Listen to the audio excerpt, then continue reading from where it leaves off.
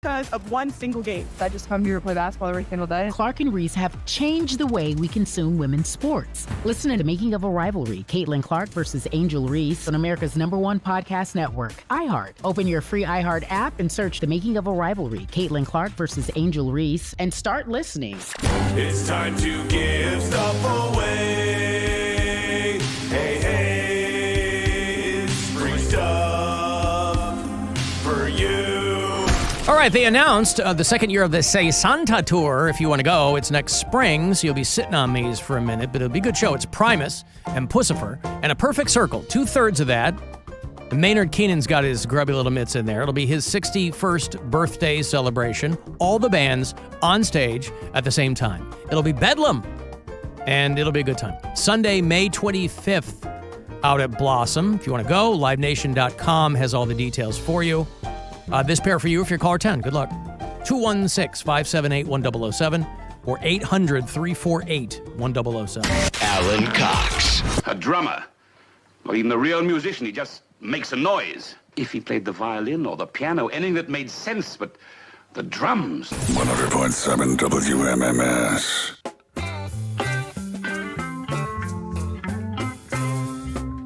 Driving that train. I did the obvious poll. I went for Casey Jones, but I don't know what.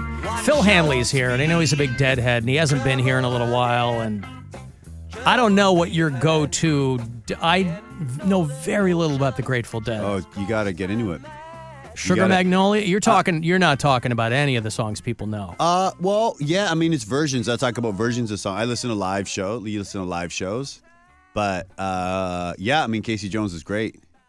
You're Canadian. I am, yeah. The Grateful Dead, when did they start speaking to you? When they started speaking to me, I'm dyslexic, and I found out that Bob Weir was dyslexic, and that really helped. And also, when I was a teenager, someone put a substance in my drink. That expanded your mind? Frequently, yeah. They did it Yeah. every Friday. Uh-huh. And Was that someone you? Yeah, and that someone was me.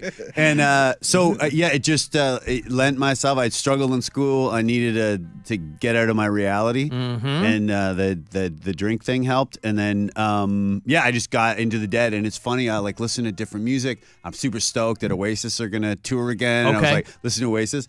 And then whenever I put the Dead on, there's just unquestionably this is where I should be. So are you a guy then who somebody could throw a clip of a Dead song and you go, oh, that's that? Like you know the whole catalog? Yeah, when I was at my absolute best, Yeah. and I just got off a flight, so please don't test me.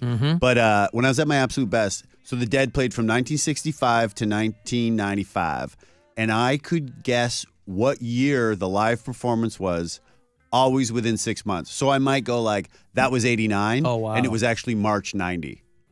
So but generally I would get the year, but sometimes I'd be off but I would say that was, it would be like February. I would say 89, but it would be February of 90 basically. Do you play an instrument? I played bass. Okay. I'm not a skilled musician. Right. Well, I always think, because I'm a drummer, but I could never get into... I can play guitar. You guys want to start a band? We should do it's that. a no-brainer. Hey, how long are you here? I could never get into quote-unquote jam bands. Okay. Couldn't get into the Dead, not into Fish. Yeah. Despite the fact that those guys are all Phenomenal. fantastic musicians. So I'm still to this day, I'm more of a metal guy, but it's like friends of mine that are at your level with the Dead and bands like that. I was like, I get where they're coming from. It just never spoke to me that way. Well, I was into heavy metal when I was a kid. No offense. And, no, listen, most people have gotten out of it by the time they're 53 years old. No, I have nothing against other jam bands, but no other jam band does it for me. Okay. The Dead, I improvise a lot on stage. Yeah. And just lyrically, Robert Hunter's lyrics are just so good. And I think as a kid and being dyslexic and not being able to read, these songs would take, like Terrapin Station takes you on this journey. So it was kind of just a perfect storm of I was such a candidate. It was also the band that talked to you. Absolutely. Yeah. And also in Canada, it's not like here there's like the Dead have so much baggage. You're like, oh, that guy in school I didn't like, and my uncle that's estranged from the family, and someone who's likely imprisoned. Yeah. Canada didn't really have that. So it was like a clean kinda, slate with you. With the yeah, Grateful it was Dead. a band that not a lot of people were into. And if you want to take a dive into a band, there's no other place you can take such a deep dive. There's thousands of shows that you can listen to. So it's like endless, endless experience of new stuff. And they played it different. Jerry played it different every single time. You could be putting stuff in your drink on Fridays for the rest of your life. You absolutely could. Although I don't encourage that, and I don't put things in my drinks anymore. Yeah, just but say no, kids. It's crazy how often it happened back then. Yeah. Phil Hanley is at Hilarities this weekend. The show tonight is at 7 o'clock, 7 and 9:45 tomorrow and Saturday. And I'm a big fan of yours. Oh, thank you. Whenever something new, you're always posting stuff on Instagram, and it's always very, very funny because it's just a lot of it is you talking to people, and it's very quick, and you're kind of very casual with your response to people, and I think that's very, very funny. You have a book that is coming out. I have a book. How quickly is this coming? It's all done. Done. Yeah. It's done. It's done. There's one joke that I'm trying to put in that it might not get in. But it's done. It comes out March 18th.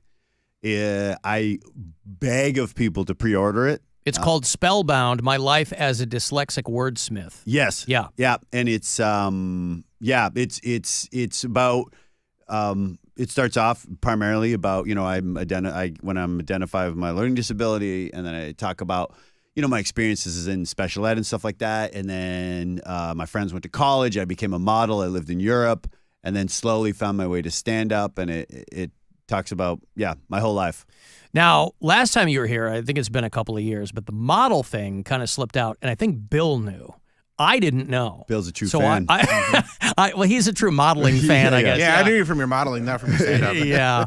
I remember you in the Versace ads at the back of Spin magazine. But that blew my mind. Yeah, it blew my mind at the time. I was a skinny dude who, growing up in Oshawa, Ontario, which is a smaller version of Cleveland, Ohio. Yep. And it didn't even cross my mind. I grew up with a woman that became a very successful model, and she was concerned that I was just going to stay in my hometown and continue to have my drink spiked. And she encouraged me to go to Europe, and I went to Europe very uncomfortably. And she said you're a good looking dude, or that you have a look that they would be looking for. Yes, I have a look that they were looking for at the time. It was a trend called heroin chic. So this is early 90s? Mid-90s? Is it early 90s? No, it would be the later 90s. Okay. And and I did it, and it was wild, and I lived in England, and I spent time in Milan and Paris, and very fish out of water situation. You were hobnobbing, as it were. I was hobnobbing. Yeah. Yeah, knob-hobbing. Rubbing elbows. There's that dyslexia. Yeah.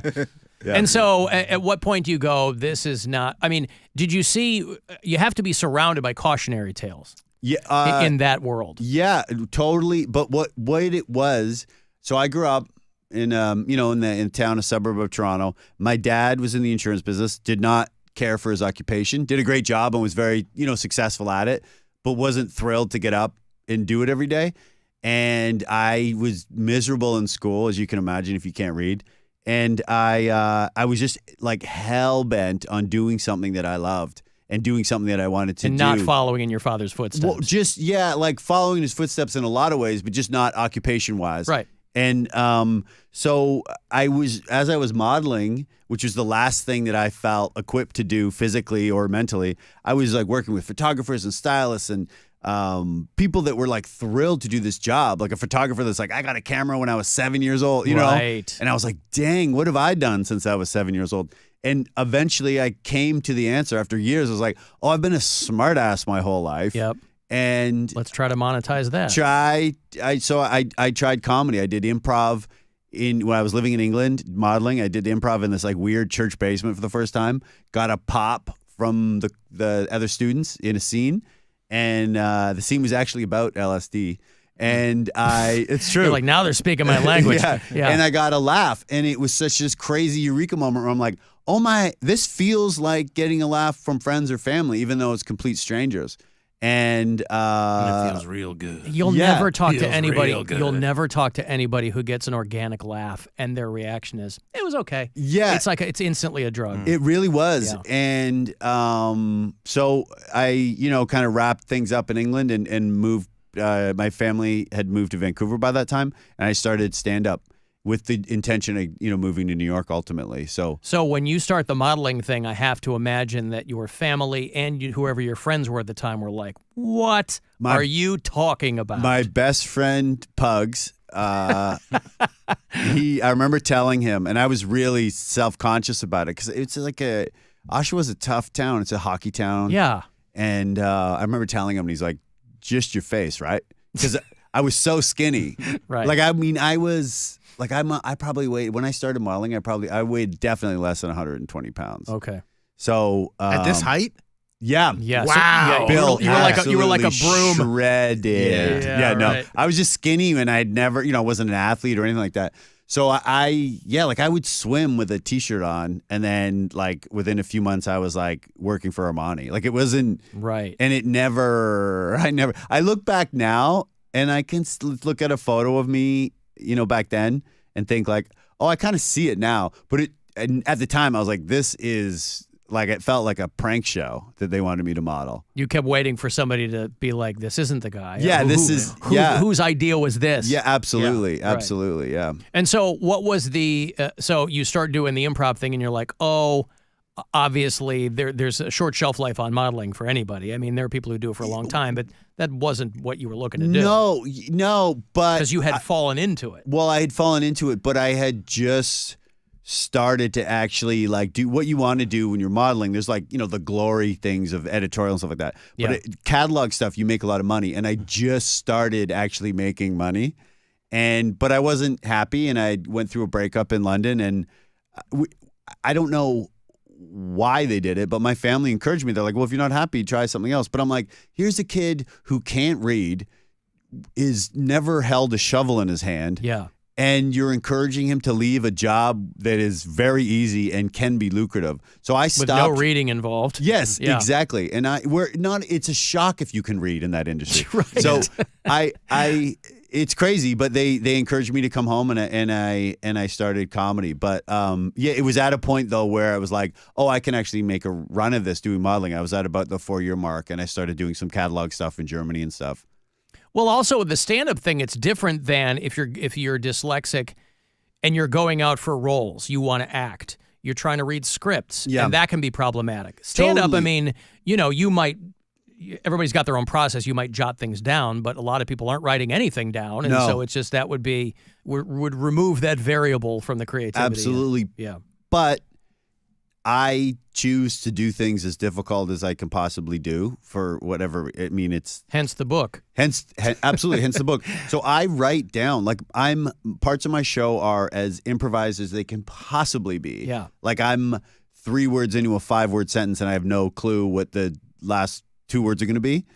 Or my jokes are I write them. I try to chop syllables and memorize them and deliver them. So.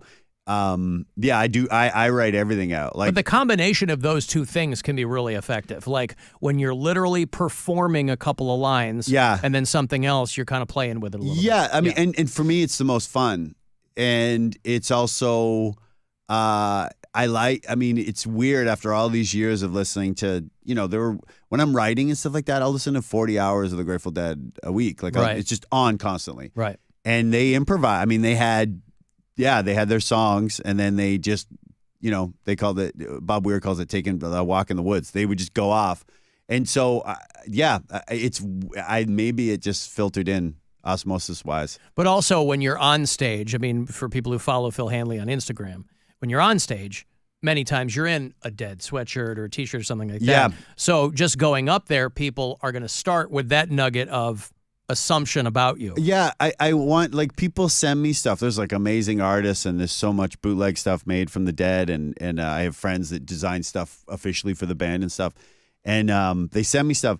But for me, it's like that guy that wants to talk to you about Crypto or his religion or whatever. Right. I feel that the Dead enrich my life so much that I would encourage people to listen to it. Right. You know, you're proselytizing to people, kind of. I You're really trying to am. convert them. And to I mean, trust me, I don't stop my show and be like, quote Jerry or whatever. Right. But yeah, I mean, I think it's been such a positive thing for me, and I mean, it's anyone who's inspired by anything. I mean, Bob Weir is still playing and still improvising and pushing it to the edge, and so I get a lot of inspiration from that. Well, that's always the amazing thing too when people talk about these bands that are going on 50th anniversary tours, right? Yeah. The Who and the Stones, and I think Grateful Dead Dead and Company have 60th this summer officially, but they kind of called it quits. But those guys, like what, Rat Dog still goes out? Rat Dog is no more. It's called Dead and Co. But they did a 50th anniversary show, Soldiers Field, and the surviving members played the show with actually Trey from Fish, and it was a phenomenal. That was 10 years ago. Yeah. So now the 60th anniversary will be approaching next summer. But my point is, people always go, "Oh God, why do these guys still go?" I'm like, why would you not do it as long as you could possibly do it? If absolutely. You still have the affinity for it, and you still have the ability. Yeah. Some of these guys, and you get to have that improvisational aspect of it that makes it exciting to do it every time. You have to play the song exactly how it sounds on the record. Absolutely. And they really, I mean, with Dead and Co, John Mayer joined the band, and there was a whole other new generation that came. So it was really fun for me because, I mean, I used to go to Rat Dog shows, which was Bob Weir's project. Yeah. And it was like, wasn't really co-ed. It was a lot of like, older dudes older, yeah, fairly sweaty, lots of white dudes with dreadlocks type vibe. Right. And the bands are great, and I enjoy myself immensely. But now when John Mayer joined the band, there's like a new youth of like, dudes that kind of look like John Mayer, and then their girlfriends that kind of look like someone John Mayer would date or whatever. So, have you ever bumped into John Mayer doing comedy Yes, stuff? he hangs out at the Cellar. Yeah, exactly. Yeah. So we've got to talk about the Dead at the Cellar table. I'm just fast. I mean, he memorized like 200 songs or something like that. It not only memorized them the way Jerry played them, and then applied his own skill and technique and stuff like that. So I've asked him many questions about just that, like to sit down and start with one song. Was he ever like, okay. I write songs about like myself too? No, I mean, he really embraced the job I mean, I think that's why he's been so accepted by exactly the people that because you can't just put anybody in that band and be like, he's pretty good. Like he has the respect and the dedication. He to really do it right. does. Yeah, he's definitely celebrated. And if knowing just whatever doesn't make sense, that's the Grateful Dead way to do it. And I mean, for someone who was thought of as kind of a pop star to replace the most anti-pop star, someone. I mean, Garcia didn't want to be famous. He wanted to be a working musician, and that's it. He didn't want to be looked up to in the way that he did. He wanted to, he wanted to be a good guitar player is what he wanted to be.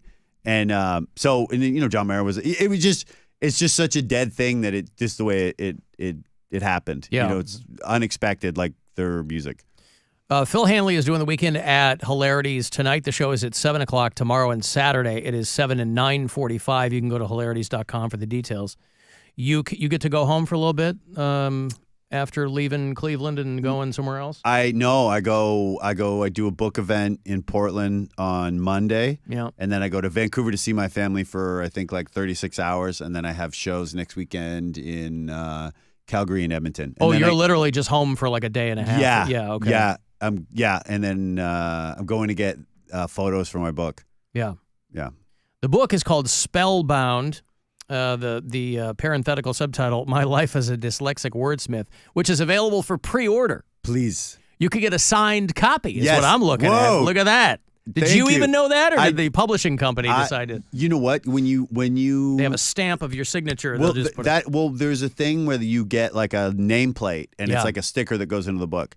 And I was like, I think I rather have it the actual book signed by the author. Yes. So I'm going to a warehouse in Virginia at some point in the fall, and I'm signing however many books that I pre-sell. And I'm hoping to me, I think for what I want, I mean, for myself, but also I just think I was in special ed. I took the short bus to school. Mm-hmm.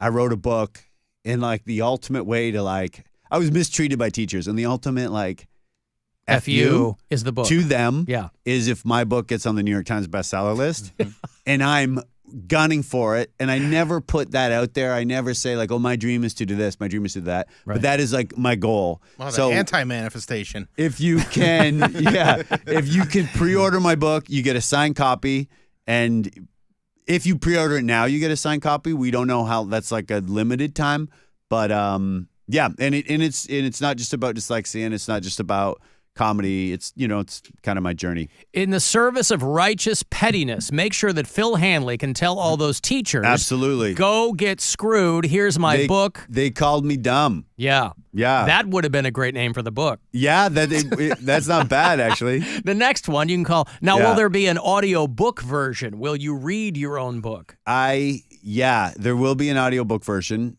It was assumed that I wouldn't read it. Because I mean, I have friends that are in it, and I've like tried to just read the passage about them. Yeah. And I struggle. But somehow I felt, unless it's absolutely impossible, I felt that it should be me reading the book. Yeah, read by the author. Yeah, so it will be. Or John Mayer. John nightmare. Mayer. Yeah, exactly.